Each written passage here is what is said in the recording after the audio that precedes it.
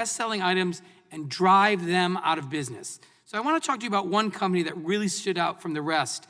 I want you to pay close attention to how they described your partnership, Mr. Bezos. We heard from a small apparel company that makes and sells what they call useful apparel for people who work on their feet and with their hands, like construction workers and firefighters. This particular business discovered and started selling a unique item that had never been a top seller for the brand. They were making about $60,000 a year on just this one item. One day they woke up and found that Amazon had started listing the exact same product, causing their sales to go to zero overnight. Amazon had undercut their price, setting it below what the manufacturer would generally allow it to be sold, so that even if they wanted to, they couldn't match the price. Here's how the apparel company described working with Amazon, and I quote, "Amazon strings you along for a while because it feels so good to get that paycheck every week. And in the past, for lack of a better term, we called it Amazon heroin because you just kept going and you had to get your next fix, your next check. But at the end of the day, you find out that this person who was seemingly benefiting you, making you feel good, was just ultimately going to be your downfall," end quote. So Mr. Bezos, this is one of your partners.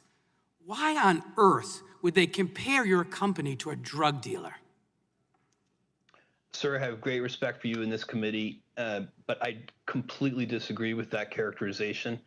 What we have done is create in the store a place. If you go back in time, we sold only our own inventory. It was a very controversial decision inside the company to invite third-party sellers to come into what is really our most valuable retail real estate, our product detail pages. We did that because we were convinced that it would be better for the consumer. It would be better for the customer Bezos, to have all of that selection. And I think we were right, and I think it's worked out well. Reclaiming my time. Unfortunately, this is one of reclaiming my my time, Mr. Bezos. This is one of many small companies that have told us during this year-long investigation that they were mistreated, abused, and tossed aside by Amazon. Now, Mr. Bezos, you say that Amazon is only focused on doing what's best for the customer. You just said it again, and that also third-party sellers. But how is that possible when you compete directly with third-party sellers with your own products that undercut the competition? Isn't it an inherent conflict of interest for Amazon to produce and sell products on its platform that compete directly with third-party sellers, particularly when you, Amazon, sets the rules of the game? Thank you. No, I don't believe it is. We have the consumer is the one ultimately making the decisions. They're making the decisions about what to buy, what price to buy it at, who to buy it from. And That's not the question, Mr. Bezos. The question is there an inherent conflict of interest because you are a data company? You know when customers put something in their cart, when they take it out. Traditional brick and mortar stores like a grocery store where competition occurs don't have that. And so I just want to follow up finally on an answer to the question that you gave to Congressman Jayapal. You said that you can't guarantee that the policy of not sharing third-party sellers' data with Amazon's own line hasn't been violated. You couldn't be certain. Can you please explain that to me?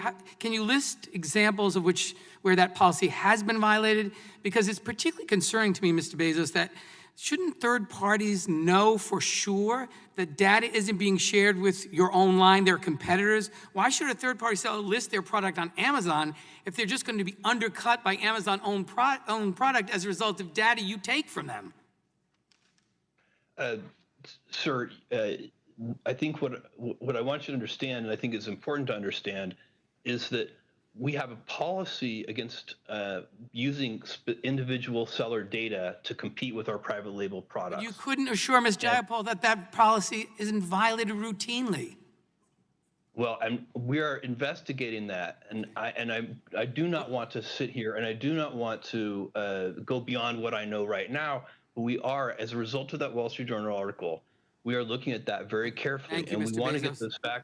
And I will surely share them with you. Thank you, and we look forward to that. The evidence we've collected shows that Amazon is only interested in exploiting its monopoly power over the e-commerce marketplace to further expand and protect this power.